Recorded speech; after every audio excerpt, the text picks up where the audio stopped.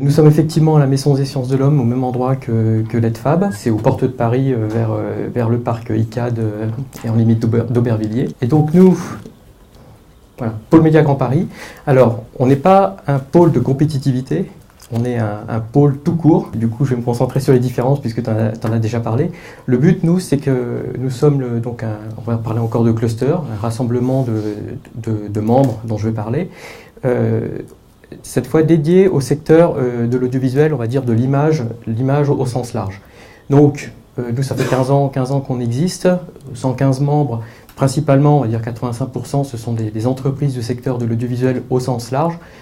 Historiquement, c'était genre groupe AB, TSF, et les membres les plus récents sont des digitaux natifs sur la réalité virtuelle, sur les drones, sur des traitements numériques que vous pouvez avoir sur toute la chaîne de production, des organismes de formation, dont l'école ici qui fait partie des membres du pôle, des universités, des labos de recherche.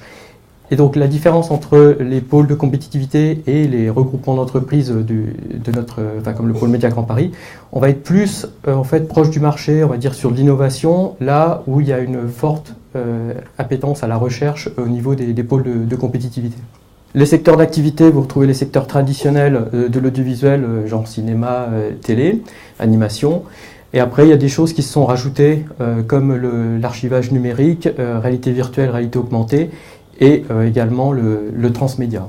Et donc, nous, la filière, elle est là pour fédérer la filière de l'image dans la région, on va dire, d'Île-de-France, périmètre du Grand Paris.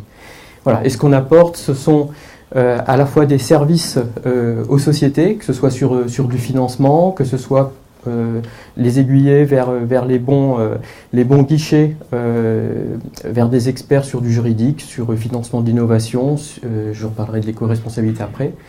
C'est également donc un réseau, le but c'est que les membres puissent échanger ensemble, si possible travailler aussi ensemble.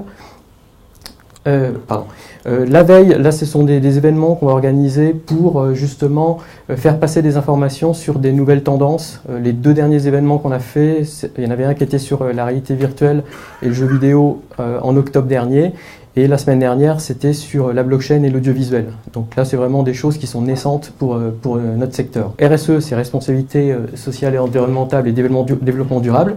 Là pour le secteur de l'audiovisuel, ça va être par exemple de travailler sur comment générer moins de déchets quand on fabrique des décors.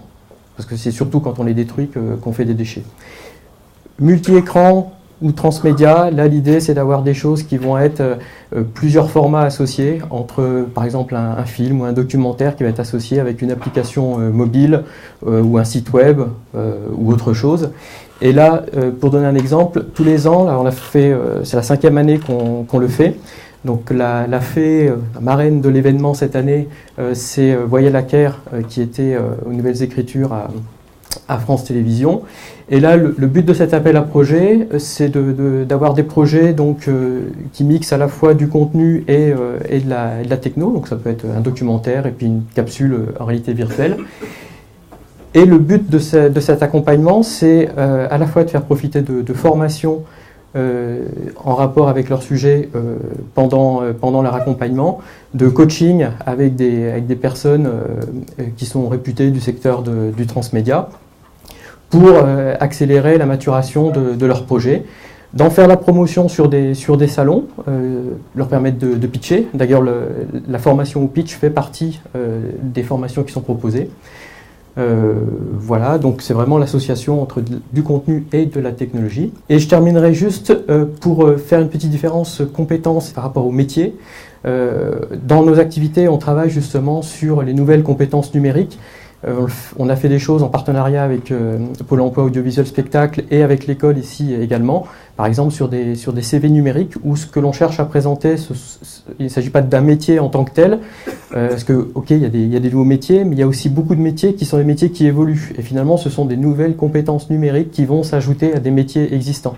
Donc nous on se concentre plutôt sur cette partie-là et de mettre en avant le fait que tout au long de notre vie, on va être en formation continue pour acquérir ces nouvelles compétences numériques.